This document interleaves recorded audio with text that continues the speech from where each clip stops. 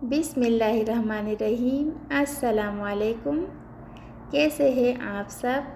आज हम बना रहे हैं ठंडी मज़ेदार आम की लस्सी। चलिए शुरू करते हैं आज की मज़ेदार रेसिपी। ब्लेंडर में डाला एक बड़ा आम, क्यूब्स में कटा हुआ।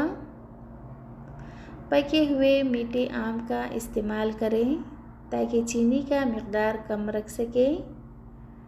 फिर आधा कप ठंडा दही डाला, 1 गिलास ठंडा पानी शामिल किया, चौथाई चाय का चम्मच इलायची पाउडर डाला।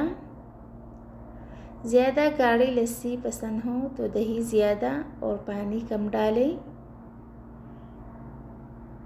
चीनी की बजाय शहद भी इस्तेमाल कर सकते हैं। 1 खाने का चम्मच चीनी डालें।